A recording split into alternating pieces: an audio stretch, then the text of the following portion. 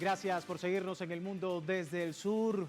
Mucha información el día de hoy con lo que ha comentado el presidente de los Estados Unidos, Donald Trump. Había declarado una emergencia económica nacional, anuncia nuevos aranceles de al menos 10% para todos los países, con tasas aún más altas para 60 países que considera los más infractores. Habló Trump de la imposición de aranceles recíprocos contra otra decena de países, entre ellos las principales economías del planeta, las que acusó de prácticamente de vicios comerciales injustos contra su país. Que precisamente da a entender toda esta declaración de intenciones de Donald Trump en el escenario comercial. Vamos a estar hablando de este tema, recordándoles a través de nuestras redes sociales a lo largo del día. Hemos sondeado la opinión de nuestros usuarios a propósito del tema. Vamos inmediatamente a colocar nuestra pregunta del día. Algunos de ustedes ya han participado. Sin embargo, acá tiene el código QR para que todavía pueda hacerlo. Presidente Trump declara la guerra comercial a países de todo el mundo. ¿Qué consecuencias cree usted traerá estos gravámenes al comercio global? ¿Creará una espiral arancelario en todo el mundo? ¿Es un tiro al pie a la economía de los Estados Unidos? ¿Beneficiará al gran capital? Y todos pierden en la guerra arancelaria, pero también da paso a nuevas alianzas comerciales. Son las opciones. Si no ha participado, puede hacerlo. Más adelante revisamos y asociamos todas las respuestas a propósito del tema. Vamos de inmediato al análisis de la primera arista que queremos enfocar en nuestro programa. Nos acompaña Matías Casiagüe, cientista político, docente universitario, analista del Centro Latinoamericano de Análisis Estratégico, editor de la agencia Nodal, Noticias de América Latina, columnista en El Destape, nos acompaña desde Argentina. Muchísimas gracias por tu tiempo. Bienvenido, Matías. Por favor, el placer es mío estar acompañándolos. Bueno, vamos a ver rápidamente lo que ha ocurrido el día de hoy y el presidente de Estados Unidos, Donald Trump, que ha decidido recientemente imponer aranceles en al menos 10% a varios países, porcentajes superiores a países socios, declarándose una guerra comercial en el mundo con impuestos a la importación más altos en un siglo. Todo esto bajo el pretexto de industrializar a su país. Esto decía. En unos momentos voy a firmar unas órdenes ejecutivas para implementar aranceles recíprocos con los países del mundo. Eso quiere decir que si nos los hacen a nosotros, nosotros se lo hacemos a ellos. No puede ser más sencillo que eso. Ahí teníamos entonces al presidente estadounidense, Matías. Día de la liberación para la economía estadounidense. ¿Cuál es la fotografía? ¿Hacia dónde va los Estados Unidos con todas estas imposiciones y esta guerra arancelaria? La fotografía de hoy en día es parte de una película muy interesante que confirma que no hay que mirar esto solo en el terreno de la economía, porque al fin y al cabo uno terminaría viendo una tablita de aranceles y una lectura econométrica que escapa a entender esto en una dimensión de economía política y una dimensión de geoestrategia, ¿no? Y de lo que significa la segunda llegada de Donald Trump a la Casa Blanca, ¿no? Estamos hablando de un reemplazo de un proyecto estratégico globalista por un proyecto estratégico neoconservador en el marco del gran capital de origen angloamericano, ¿no? Y Donald Trump, en representación de esas fuerzas neoconservadoras, lo que está haciendo básicamente es un repliegue, ¿sí? de sus fuerzas hacia los Estados Unidos, digo, desde sus fuerzas productivas, de sus fuerzas estratégicas hacia los Estados Unidos, en un acuerdo tácito con China y en algún punto hasta con Rusia de reparto del mundo, ¿no? Me parece que viene por ahí esa lectura, no por casualidad, de hecho, los dos países que han estado ajenos a este arancelamiento general del comercio internacional son los dos miembros del TEMEC, ¿no? Estos son Canadá y México, que tienen que ver con, si se quiere, el espacio común, el espacio vital más próximo de ese repliegue, ¿no? Repliegue que significa ceder territorios a condición de preservar fuerzas para que sí, luego, en un segundo momento, con una economía estadounidense más fortalecida y direccionada desde el Estado, dar la batalla por ganar el siglo XXI, sobre todo fundamentalmente con China, que es por lejos el país más afectados por esta guerra de aranceles que Donald Trump hoy anunció.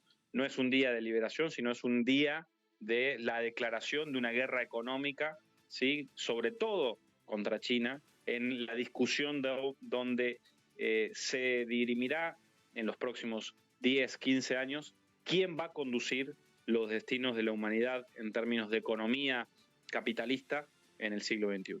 Y es una decisión que no deja indiferente a nadie. El plan del republicano se basa en restablecer la economía estadounidense, pues a extensas de estos aranceles, algunos bordaces para algunas regiones, un hecho histórico para la economía norteamericana, según el Ejecutivo. Matías, vamos a ver más información del tema. Trump informó que los productos provenientes de China van a cancelar 34% de aranceles, mientras que los provenientes de la Unión Europea un 20%, aquellos hechos en Brasil en un 10%. También denunció que Corea del Sur impone 65% de aranceles al arroz estadounidenses, mientras que Japón un 600%.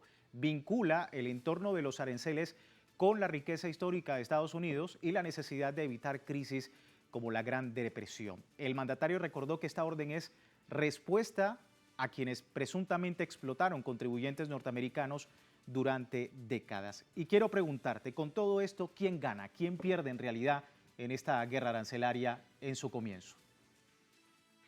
Hay que decir que en líneas generales la ciudadanía estadounidense en un primer momento va a sentir un durísimo impacto en el aumento general de los precios, ¿no? Y sobre todo de los precios básicos de la economía norteamericana en términos de mercado interno. Yo creo que hoy va a ser el gran perdedor porque lo que ha muerto hoy es, en algún punto, esa idea del mundo globalizado, ¿no? La idea de la aldea global, ¿no? Y que tiene que ver efectivamente con una reorientación estratégica del gran capital de origen angloamericano. Por supuesto que el sector manufacturero, con asiento en los Estados Unidos, va a verse beneficiado porque en el marco de estos aranceles va a ganar competitividad económica, va a forzar a que esas cadenas de valor manufactureras, industriales, intensivas, sobre todo en algunas ramas en particular, van a verse enormemente beneficiadas. El sector servicio, que es un gran empleador en la economía estadounidense, va a perder porque efectivamente los productos, las mercancías importadas van a estar muy encarecidas. El sector agropecuario va a tener una situación de empate. Efectivamente, Estados Unidos es una potencia agroalimentaria, no hay que olvidar nunca lo que significa la cuenca del Mississippi en términos de producción granaria, pero va a tener un relativo empate en función de la dinámica de colocación de los productos agroalimentarios estadounidenses en el mercado global y esas necesidades. Digamos, es un sector menos elástico en ese sentido, pero está claro que ahí hay un gran perdedor que va a ser la ciudadanía de a pie norteamericana, que va a ver, repito, muy encarecida la dinámica de vida de los Estados Unidos. Hay que ver si ese proceso de reindustrialización, ¿no? Significaría generación de mayores puestos de trabajo y en algún punto compensar lo que efectivamente por otro lado inevitablemente se va a perder, sobre todo en el sector servicios. Y bueno, por supuesto, otro capítulo es el mundo, ¿no? El gran atacado por la medida es China. También es cierto que hay países socios muy atacados. Tomó nota Israel, tomó nota Japón, tomaron nota algunos países como Singapur en el sudeste asiático, ¿no? Es interesante esa dinámica de entender esa situación en particular y también yo creo que la Unión Europea tomó nota que los Estados Unidos está recapitalizándose a expensas de ellos, ¿no? Y ese arancel al 20% es durísimo, ¿no? Te quería preguntar de esto, porque ya se observan los titulares en Europa: locura arancelaria, imposición injustificada, ilegal y desproporcionada, que también va a tener en su momento una respuesta proporcional a los anuncios. ¿Cómo ves el panorama en la Unión Europea? Hablabas de algunos países asiáticos, pero en ese particular, ¿cómo se reconfigura la Unión Europea? La Unión Europea está en un gran atolladero desde la guerra en Ucrania, ¿sí? Desde la guerra en el territorio del Donbass en el 2022. Está absolutamente beligerante a las posiciones de construcción de un acuerdo con Rusia para el logro de la paz que ha promovido Donald Trump desde la primera semana que asumió el 20 de enero de este año. Tiene un gran problema porque sobre todo el motor de la Unión Europea, que es esa alianza primigenia del gran capital germano-francés, ha perdido, ¿sí? Y se ha descapitalizado y ha perdido competitividad económica mundial en el escenario donde efectivamente ese motor económico, que es esa alianza germano-francesa, ha perdido competitividad industrial, ¿no? Y en ese marco, todo este camino de arancelamiento, que significa que la producción manufacturera ya golpeada de la Unión Europea va a perder, entre comillas, ¿sí? Posiciones de ventaja en el mercado estadounidense, que es un importante mercado de colocación de productos manufactureros, piensen en la industria automotriz europea, ¿no? Va a perder muy fuerte en ese escenario que la debilita aún más en el marco de el gran extravío estratégico que tiene la Unión Europea, producto de sus propios errores, producto de los errores tanto de conservadores como socialdemócratas, ¿sí? Que prefieren ser la cola del león a efectivamente ser un proyecto autónomo de desarrollo, y no por nada uno ve ese fenómeno del crecimiento, el ascenso de las fuerzas políticas neofascistas en Europa, que son las que mejor interpretan el malestar europeo, ¿no? Totalmente, y un escenario bastante interesante para los próximos meses. Si me permites, vamos a ver ahora cuáles son los aranceles impuestos a Latinoamérica. La guerra arancelaria de Trump, firmada este miércoles y calificada por el presidente como el Día de la Liberación, pues tiene datos que impactan también en el continente. El caso de Guyana llama la atención, 38% en gravámenes, siendo el país con los aranceles más altos de la región, y eso que Marco Rubio recientemente visitó ese país para supuestamente impulsar las prioridades de política exterior de los Estados Unidos del presidente Trump en el Caribe. Le sigue Nicaragua, que ocupa el segundo lugar con 18%, mientras que Venezuela enfrenta una tarifa del 15%, misma que se suma a las amenazas de Trump con imponer un 25% contra países que compren petróleo a Caracas, con ese objetivo de arremeter contra el pueblo venezolano. Y aquí quiero tu opinión, ya para finalizar, Matías, porque aparte de estos datos, también en Latinoamérica, en otros lugares del mundo, como en Asia, ya se ve, una reconfiguración también. Hablaba China, Japón, Corea del Sur, acuerdo trilateral, el más importante en años, que viene a dar respuesta a estas medidas de Donald Trump. Para finalizar, tu posición sobre esto y cómo se está reconfigurando también el Asia con toda esta situación.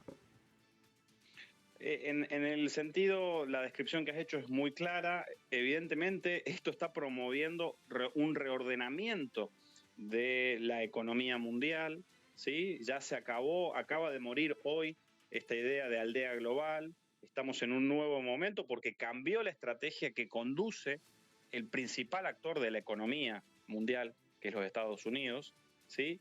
Creo que esto empuja un escenario donde China va a rearticular con mucha claridad el sudeste asiático, con acuerdos impensados con Japón, con Corea del Sur, pero con el marco de la ASEAN, ¿no? Y el RCEP como el gran espacio de articulación regional que China tiene en el sudeste asiático. Por otro lado, América Latina muy, entre comillas, golpeada, pero muy selectivamente. Creo que Venezuela sigue teniendo una carta de negociación muy profunda. Los Estados Unidos necesitan del petróleo venezolano y saben que no pueden ir contra él. Donald Trump y sobre todo el vicepresidente James Vance descreen profundamente de la oposición neofascista venezolana, que ha mostrado muy poca eficacia para pensar una conducción política del país por fuera de la revolución bolivariana y el liderazgo de Nicolás Maduro.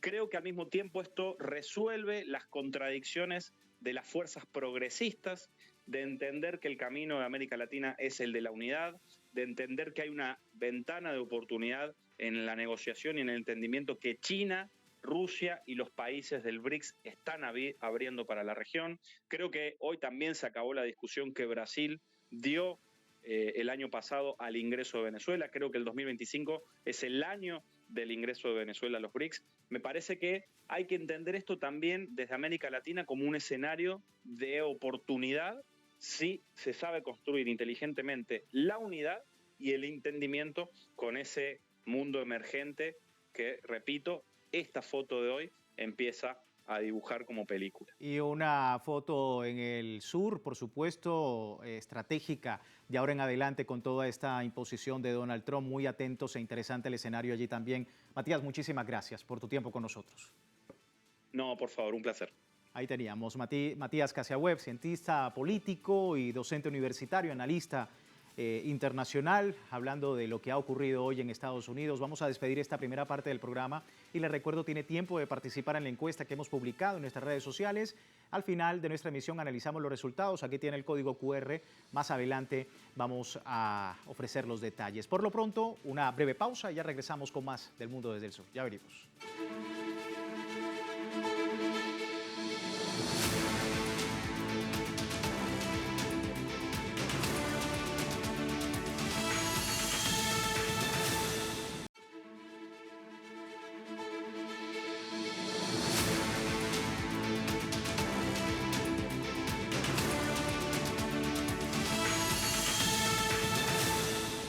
Gracias por seguirnos en El Mundo desde el Sur. Hoy hablando de los Estados Unidos, la noticia ha sido precisamente los aranceles a todo el mundo que ha impuesto la administración de Donald Trump, pero también ha sido noticia otro evento importante que tiene que ver con Wisconsin y pues lo que ha ocurrido allí desde el punto de vista electoral. Y es que se ha sufrido un duro revés para Trump y para Elon Musk. Allí en ese lugar, votantes de Wisconsin asestaron un duro golpe a Trump al elegir a una jueza respaldada por los demócratas para la Corte Suprema del Estado, a pesar de que Elon Musk se implicó personalmente en esta contienda, invirtió millones para impulsar a su rival. Los republicanos pudieron celebrar su victoria en un par de elecciones parciales en la Florida para la Cámara de Representantes, pero la elección de la jueza Susan Crawford para la Corte Suprema de Wisconsin se considera la primera prueba electoral real de este segundo mandato de Donald Trump, porque tiene implicaciones más amplias, significativas a nivel nacional.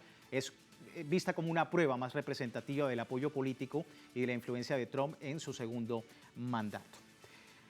Bueno, seguimos hablando precisamente de lo que ha ocurrido el día de hoy en este contexto de cuál fue el costo de la campaña de Wisconsin. Vamos a ver datos precisamente del tema. La contienda rompió récord de gastos, especialmente en publicidad y en los esfuerzos para aumentar la participación, en gran parte impulsados por Musk. El domingo el magnate entregó cheques de $1 millón a 2 votantes durante un meeting en apoyo a Skimmel, una iniciativa que los demócratas consideran ilegal. Según el Centro Brennan de la Universidad de Nueva York, Skimmel y sus partidarios gastaron más de $53,3 millones, incluidos 12,2 millones del Comité de Acción Política de Musk, mientras en la campaña de Crawford y quienes la apoyan desembolsaron unos $45,1 millones. Estos niveles de gasto convirtieron la contienda de Wisconsin en la más cara de la historia judicial de los Estados Unidos, según el centro. Votantes de Wisconsin que han elegido esta jueza respaldada por los demócratas a la Corte Suprema de Estado después, como decíamos, de una elección judicial la más cara en la historia de los Estados Unidos. Sandra Crawford, recordamos, derrotó a su rival conservador Brad Skimmel, lo que mantiene intacta de alguna manera la mayoría liberal de 4-3 en el tribunal más alto de ese estado del oeste del país. Elon Musk, por supuesto, el multimillonario y asesor del presidente Donald Trump, fue un prominente recaudador de fondos de esa campaña y objeto de publicidad negativa, como decíamos, lanzada contra la jueza Crawford. Más de $100 millones invertidos por los candidatos y sus aliados, incluyendo $20 millones del magnate Elon Musk, que en otras cosas se espera que en las próximas semanas, si ha habido un fuerte rumor de que pudiese dejar el gobierno de Donald Trump. Así se ha comentado a través de los portales de noticias y las implicaciones de largo alcance que esto genera, sobre todo afectando, digamos, el equilibrio de poder